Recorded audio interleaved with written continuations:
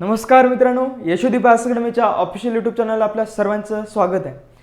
मित्रांनो, नुकताच एक मॉडेल जेल ॲक्ट 2023 सध्या चर्चेत आहे. आता हा कायदा चर्चेत असण्याचं कारण असं की नुकताच मध्यंतरी केंद्रीय गृहसचिवांनी राज्य आणि केंद्रशासित प्रदेशांना एक पत्र पाठवलेलं होतं या कायद्याच्या संदर्भामध्ये की काय काय तरतुदी याच्यामध्ये होत्या. अशा प्रकारचे पत्र त्या राज्यांना आणि केंद्रशासित प्रदेशांना पाठवलेलं होतं. आता हे पत्र केंद्र सरकारने किंवा केंद्रीय गृहमंत्र्यांनी राज्यांना पाठवण्याचं कारण असं की आपण जो काही आपल्याकडे सध्या कायदा लागू आहे जेल ॲक्ट 1894, हा कायदा साधारण 130 वर्षाच्या जवळपास त्या कायद्याला झाल्यात. आता एवढा जुना कायदा आपण सध्या त्याच पद्धतीचा अवलंब करतोय हे सुद्धा योग्य नाही, कारण की कालानुरूप कायदे बदलायला पाहिजे. काळ बदलतोय तसं नवीन आव्हानं सुद्धा तयार होत आहेत, नवीन चेंजेस आपल्याला बदल आवश्यक असतात. मग याच अनुषंगाने केंद्रीय गृह सचिवांनी अशा प्रकारचं पत्र राज्यांना किंवा केंद्रशासित प्रदेशांना पाठवलेलं होतं की या कायद्यामध्ये आपण अशा काही तरतुदी करणार आहे. तर हे पत्र जे आहे तर या पत्र तेव्हा काही जाहीर केलं गेलं नव्हतं. त्याच्यामध्ये काय काय होतं तर नुकतंच हे पत्र केंद्रीय गृह मंत्रालयाच्या वेबसाईटवरती सध्या जाहीर केलं आहे. तर त्या पत्रामध्ये काय काय गोष्टी दिल्या आहेत ते आपण आजच्या लेक्चरमध्ये पाहणार आहोत. आता कारागृह जो हा विषय आहे याचा प्रशासन असो किंवा व्यवस्थापन असो हा विषय येतो राज्यसूचीमध्ये. म्हणजे हा कारागृहाचा विषयच मुळात राज्याचा विषय असतो, त्याचं व्यवस्थापन करणं, त्याची काळजी घेणं, या सगळ्या गोष्टी. तर मग अशा दृष्टिकोनातून आपण नवीन काही बदल केले पाहिजे ज्यासाठी राज्यांना सांगायला पाहिजे असतं. तर मग आता ह्या गोष्टी आपण आजच्या लेक्चरमध्ये पाहणार आहोत की आता काय काय बदल आपण आता याची सर्वात अगोदर आपण बघूया की याची गरज आपल्याला नेमकी का पडली. याचं गरज पडल्यामागं असं की काळ बदलतोय आणि सोबतच आता ह्या 150 वर्षापासूनचे कायदे सगळे आहेत आणि केंद्र सरकारला नुकतेच ते कायदे बदल करायचे, त्यांच्यामध्ये बऱ्याचशा कायद्यांमध्ये बदल घडवून आणायचा आहे.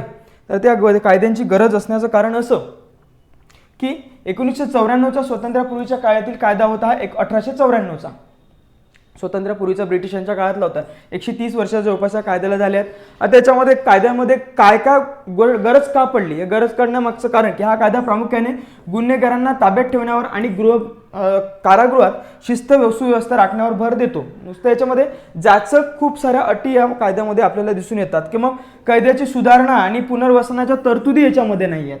आता आपण एक म्हणतो की एखाद्या व्यक्तीला जर सजा झाली, शिक्षा जर झाली, कारागृहामध्ये त्याला जर पाठवलं गेलं तर त्याचं पुनर्वसन सुद्धा झालं पाहिजे की आयुष्यातून तो उठला नाही पाहिजे. की एकदा त्याला सजा झाली, सुप्रीम कोर्टाने किंवा सर्वोच्च न्यायालयाने एखादी त्याला सजा दिली, शिक्षा दिली, तर ती शिक्षा दिली तर तो बाहेर तिथून पडल्यानंतर त्याचं काही पुनर्वसन व्हायला पाहिजे. ठीक आहे, चूक झाली त्याच्याकडून की परत ती चूक होणार नाही अशा पद्धतीचं त्याला आपल्याला करता यायला पाहिजे. की कारण की आपण म्हणतो की आपल्याला मानवाधिकार आहे, जसा मानवाधिकार जो आहे ना हा सर्वांनाच लागू आहे, जसा तो आपल्याला लागू आहे, आपल्याला म्हणण्यापेक्षा सर्वसामान्यांना लागू आहे, तसाच तो कैद्यांना सुद्धा लागू आहे. मग याच अनुषंगाने नवीन काही गोष्टी पुढे यायला लागल्या होत्या. तर अशाच बाबतीत आपण जर बघायचं झालं तर एक गोष्ट आपल्याला प्रामुख्याने या ठिकाणी म्हणता येईल की मध्यंतरी सुप्रीम कोर्टाने एक आयोग नेमला होता. तो आयोग होता अमिताव रॉय यांच्या अध्यक्षतेखाली नेमला तो सर्वोच्च न्यायालयाने. सुप्रीम कोर्टाने एक आयोग नेमला, अमिताव रॉय यांच्या अध्यक्षतेखाली. हा आयोग जे नेमला हा 2018 साली नेमला. हा आयोग नेमण्यामागचं कारण असं की जे काही चुकीच्या गोष्टी होत होत्या कारागृहांमध्ये, काही गोष्टी सुविधा नव्हत्या, काही सुविधांची त्यामध्ये तरतूद करणं गरजेचं, म्हणून मग अशासाठी तुरुंग सुधार समिती नेमली होती. यामध्ये तुरुंग सुधार समिती होती, सुधारणा समिती. बऱ्याचशा सुधारणा आपल्याला या तुरुंग समितीमध्ये च्या माध्यमातून करायच्या होत्या. यांनी मग काही शिफारशी केल्या. तर त्या शिफारशी म्हणजे अशा की जे काही आपले कैदी असतात तर या कैद्यांना काही कैदी असे असतात की त्यांचे खटले फार उशिरापर्यंत चालत असतात, म्हणून नाहकरित्या नंतर ते खटले असे असतात की निर्दोष त्यांची मुक्तता करावी लागते, म्हणजे होतात मुक्त. तर अशा दृष्टिकोनातून ते खटले फार विलंबित पद्धतीने चालत असतात, तारीख पे तारीख वगैरे. मग हे काहीतरी असा काही अन्याय नको व्हायला कोणत्याही कैद्यावरती किंवा कोणत्याही तुरुंगातल्या व्यक्तीवरती, अशा प्रकारचा अन्याय नको व्हायला याच्यासाठी एक जलद खटले सुद्धा त्यांनी सांगितलं. जलद खटला चालवला गेला पाहिजे असं त्यांनी सुचवलं या समितीने. त्यानंतर यांनी सांगितलं की वकील आणि कैद्यांचं प्रमाण वाढवलं पाहिजे. वकील आणि कैदी यांचा रेशो वाढवला पाहिजे, प्रमाण. प्रमाणामध्ये वाढ केली पाहिजे असं यांनी सुचवलं.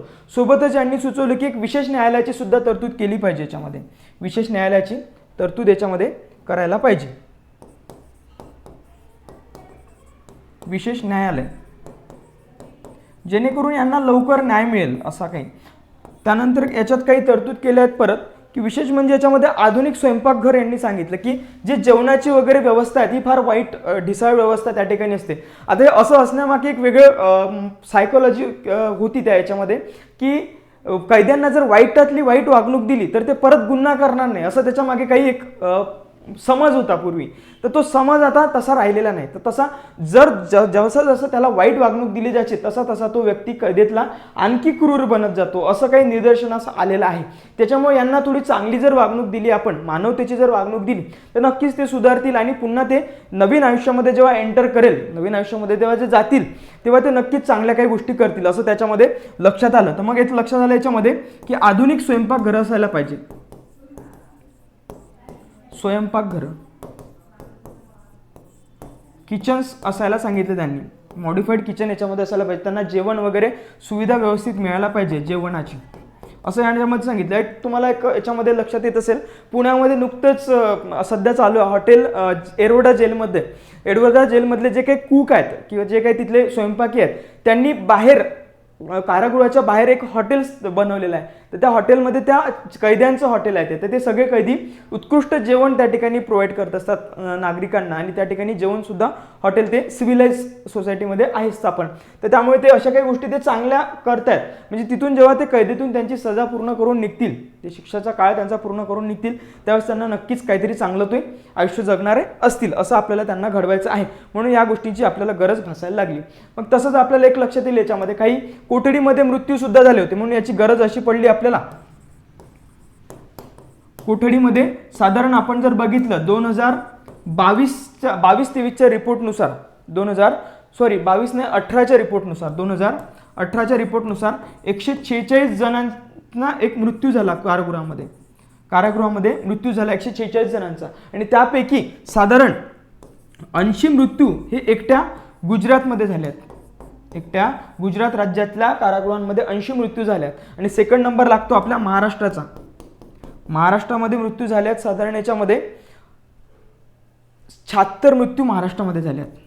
76 मृत्यू महाराष्ट्रात आणि त्यानंतर नंबर लागतो अर्थातच यूपीमध्ये सुद्धा बरेच मृत्यू झाले. साधारण 41 मृत्यू हे यूपीमध्ये झाले. म्हणजे आपण यांच्या यूपीच्या पुढेच आहोत या मृत्यूच्या संख्येमध्ये. तर कोठडीमध्ये या लोकांच्या मृत्यू झालेल्या आहेत त्याच्यामुळे थोडं गंभीर बाब आहे कारण की कुठेतरी त्यांना एक अन्याय वागणूक मिळते आहे का असे सुद्धा आपल्याला म्हणता येईल त्याच्यामध्ये. त्यानंतर एक लक्षात येईल याच्यामध्ये आपल्याला की मानवी हक्क कलम आहे आपलं 30 याच्यामध्ये आपण 30 नुसार सांगितलं मानवी हक्क कलममध्ये मानवी हक्क कायदा कलम 30 मध्ये सांगितलंय की कारागृहामध्ये CCTV असायला पाहिजे. कारागृहांमध्ये CCTV असायला पाहिजे असं या कायद्यामध्ये सांगितलं आहे. त्याच्यामुळं ही मॉडिफिकेशन आपण नवीन कायद्यामध्ये करायला पाहिजे. म्हणूनच आपल्याला जो कायदा आहे आपला हा मॉडेल जेल ॲक्ट 2023 हा कायदा फार महत्त्वपूर्ण आहे नवीन गोष्टींसाठी. आता नवीन आव्हानं अशी म्हणता येईल आपल्याला की टेक्नॉलॉजीने आपण पुढे गेला आहे. आता ह्या गोष्टी आपल्याला चेंज करायला पाहिजे. जुना कायदा 1894चा कायदा कुठपत आपण चालू ठेवणार अशा बऱ्याचशा गोष्टी याच्यामध्ये आपल्याला म्हणता येईल. तर या दृष्टिकोनातून आपल्याला हा कायदा फार महत्त्वपूर्ण आहे. गुन्हेगारांचं पुनर्वसन होणं आवश्यक आहे कैद्यांचं. त्यानंतर आहे त्यांना एक दृष्टिकोन देणं नवीन दृष्टिकोन देणं आवश्यक आहे अशा कायदा अपेक्षित आहे आपल्याला. त्यानंतर कारागृहांना आज प्रतिशोधात्मक आणि प्रतिबंधाची गरज म्हणून पाहिलं जात नाही परंतु सुधारक आणि सुधारणात्मक संस्था म्हणून मानलं जातं. त्याच्यामुळे त्या दृष्टिकोनातून त्याला बघितलं पाहिजे. अगोदर कशी होती मानसिकता ती नकारात्मक बघण्याची मानसिकता होती पण आपण त्याला सकारात्मक सुधारणा गृह म्हणून बघण्याची एक मानसिकता आपली तयार व्हायला पाहिजे असं आपण या ठिकाणी म्हणू शकतो या गोष्टीला. काही कारागृहात असलेल्या व्यक्तींचं काही राज्याचा विषय असतो हा कारागृह. त्याच्यानंतर आहे जबाबदार की राज्य सरकारवर याची जबाबदारी असते. मग याच्यात केंद्राने सुद्धा काही जबाबदारी घेतली पाहिजे असं सुद्धा आपल्याला याच्यामध्ये आवश्यकता आहे. सध्या फौजदारी न्यायव्यवस्थेमध्ये कार्यक्षम तुरुंग असणं ही एक महत्त्वाची बाब म्हणता येईल आपल्याला. त्यानंतर आहे हा कायदा काय आहे आता 2023चा ते आपण यामध्ये बघूया. आधुनिक काळाच्या गरजा आणि तुरुंग व्यवस्थापनाच्या आवश्यकतेनुसार कायद्यात सुधारणा करण्याची गरज भासू लागलेली होती हे आपल्याला माहिती आहे. मग त्यामुळे समकालीन आधुनिक काळाचा गरजा आणि सुधारणात्मक विचारसरणीच्या अनुषंगाने नवीन कायद्याचा एक आपण तरतूद याच्यामध्ये केलेली आहे.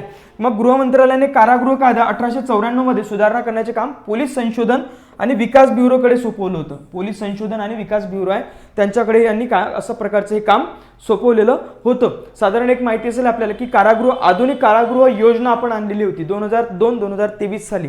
तर ती कारागृह योजना सुद्धा आपल्याला एक उपयोगी ठरेल याच्यामध्ये. मग या ब्युरोने काय केलं की राज्य कारागृह अधिकारी आणि सुधारणात्मक तज्ज्ञ यांच्याशी काही विस्तृत चर्चा केली. त्याच्यावरून काही गोष्टी ठरवल्या की कारागृह कायदा 1894, द प्रिझनर्स ऍक्ट 1900 हा एक कायदा आणि the transfer of prisoners act 1950 सोबतच कारागृह मंत्रालयाने पुनर्विलोकन करण्याचं ठरवलं. याच्यामध्ये हे 3 कायदे पुनर्विलोकनासाठी दिलेले होते या पोलीस संशोधन आणि विकास ब्युरोकडे. तर यांनी अशा प्रकारचं संशोधन केलं आणि यांनी तरतूद केली आहे मॉडेल प्रिझन ऍक्ट 2023 ची तरतूद केली आहे. याच्यामध्ये तिने ऍक्ट विलीन केले पाहिजे असं त्यांनी त्या ठिकाणी सूचना केली होती किंवा शिफारस केलेली होती असं याच्यावरून आपल्याला लक्षात येतं. त्यानंतर आहे मग नवीन आपला जो ऍक्ट आहे हा ठळक वैशिष्ट्य काय आहे त्याची बघूया आता. सुरक्षा मूल्यांकन आणि कैद्यांचे वर्गीकरण, वैयक्तिक शिक्षेचे नियोजन याच्यामध्ये यासाठी तरतूद याच्यामध्ये केली आहे. मग तक्रार निवारण, कारागृह विकास मंडळ, कैद्यांच्या संबंधी बदल, त्यानंतर आहे महिला कैदी, ट्रान्सजेंडर इत्यादींसाठी म्हणजे विशेष याच्या ठिकाणी म्हणता येईल की ट्रान्सजेंडर कम्युनिटी यांच्यासाठी सुद्धा काही तरतूद याच्यामध्ये करताना दिसत आहे की आतापर्यंत ही तरतूद नव्हती पण आता ही तरतूद येताना दिसत आहे. ट्रान्सजेंडरची, महिला कैद्यांची वागणूक. आता महिला कैद्यांना बऱ्याचदा काय होतं की त्या ठिकाणी गरोदर महिला असतात कैदी म्हणून त्यांची सुद्धा सोय व्यवस्थित व्हायला पाहिजे. काही आरोग्याचे प्रश्न असतात कैद्यांचे, ते आरोग्याचे प्रश्न व्यवस्थित सॉल्व्ह व्हायला पाहिजे, त्यांना सुद्धा आरोग्य प्रोव्हाइड व्हायला पाहिजे असतं. स्वच्छता सुद्धा अत्यंत महत्त्वाची आहे. त्या स्वच्छतेमुळे सुद्धा काही लोक कैदी त्या ठिकाणी मृत्युमुखी पडू शकतात. हे सुद्धा एक घातक गोष्ट आपल्याला म्हणता येईल. म्हणजे मानवाधिकाराच्या दृष्टिकोनातून थोडे पुढचं पाऊल आपण या मॉडेल ऍक्टमध्ये घेणार आहोत असं आपल्याला याच्यावरून लक्षात येतं. मग कारागृह प्रशासनात पारदर्शकता आणण्याच्या दृष्टिकोनातून कारागृह प्रशासनात तंत्रज्ञानाचा वापर करण्याची तरतूद याच्यामध्ये करण्यात आलेली आहे. एक आपल्याला असं याच्यावरून दिसून येतं. टेक्नॉलॉजीचा आपण खूप मोठ्या प्रमाणात वापर करणार आहे याच्यामध्ये असं आपल्याला याच्यामध्ये लक्षात येतं. मग न्यायालयाच्या व्हिडिओ कॉन्फरन्सिंगची तरतूद याच्यामध्ये केलेली आहे. न्यायालयामध्ये जर एखादा खटला चाललेला असेल आणि तो कैदी जर इथे कैदेमध्ये असेल मग अशा वेळी त्याला तिथून एखाद्या कन्याकुमारीच्या कैदेत असेल आणि निर्णय चाललेला असेल दिल्लीच्या कोर्टामध्ये तर त्या कैद्याला तिथून तिथपर्यंत नेण्यापेक्षा व्हिडिओ कॉन्फरन्सच्या माध्यमातून जर घेतलं तर अगदी सोपं होईल, वेळ वाचेल आणि सोबतच खर्च पण कमी होईल. ही एक तरतूद खूप महत्त्वपूर्ण याच्यामध्ये टाकला व्हिडिओ कॉन्फरन्सिंगची. त्यानंतर आहे तुरुंग वैज्ञानिक आणि तांत्रिक हस्तक्षेप याच्यामध्ये असणार आहे. त्यानंतर कारागृह, मोबाईल फोन इत्यादी प्रतिबंधित वस्तू वापरल्याबद्दल कैदी आणि तुरुंग कर्मचाऱ्यांना शिक्षेची तरतूद याच्यामध्ये केली आहे. याच्यामध्ये त्यांना मोबाईल फोन्स वापरता येणार नाही. तर हे कैदी काय करतात की त्या पोलिसांचाच फोन तिथे घेऊन ते फोन करायला लागतात. हे सगळं व्हायला लागतं. मग असं नको व्हायला. मग आता उच्च सुरक्षा कारागृह, खुले कारागृह आणि अर्ध खुले कारागृह इत्यादीची स्थापना या व्यवस्थापन यामध्ये तरतूद केलेली आहे सध्या. मग कठोर गुन्हेगार आणि स्वयंसेवी गुन्हेगार इत्यांची गुन्हेगारी कृत्यांपासून संरक्षण करण्याची तरतूद याच्यामध्ये दिसून येते. कैद्यांना कायदेशीर मदत, पॅरोल, फर्लो, अकाली सुटका इत्यादीची तरतूद याच्यामध्ये चांगले वर्तनास प्रोत्साहन देणारी ठरणारी आहेत. मग कैद्यांचे व्यवसायिक प्रशिक्षण, यांना कौशल्य विकास सुद्धा करणं गरजेचं आहे कारण की ते कैदेमध्ये इतके वर्ष राहिलेत तर त्यांना काही कौशल्य जर भेटलं तर ते नवीन आयुष्यामध्ये एंटर करताना नक्कीच चांगलं काहीतरी त्यामध्ये करू शकणार आहेत. आता महाराष्ट्र शासनाने नुकतीच तुम्हाला माहिती आहे की कैद्यांसाठी आपण कर्ज योजना सुद्धा आणलेली आहे. तर ती कर्ज योजना कैदी जर एखाद्याला शिक्षा जर झाली तर त्याचं कुटुंब कुठेतरी रस्त्यावरती यायला नको, त्याला सुद्धा काहीतरी आपल्याला व्यवस्था करता यायला पाहिजे. याच्यासाठी त्यांच्यासाठी सुद्धा काही कर्जाची तरतूद करण्यात आलेली आहे. कैदी जे काम करतात कैदेमध्ये कारागृहामध्ये त्यांचंच काम केलेल्या त्या गोष्टीवरती कर्ज त्यांना मिळत असतं. 50,000 रुपयापर्यंत कर्ज आपण सुरू करतोय. तर आता याच्यामध्ये आपल्याला पुढच्या गोष्टी पाहता येईल. ह्या महत्त्वपूर्ण गोष्टी या मॉडेल ऍक्टमध्ये आपल्याला पाहायला भेटतात. तर या ठिकाणी थँक्यू. भेटू आपण आपल्या नेक्स्ट व्हिडिओमध्ये. थँक्यू.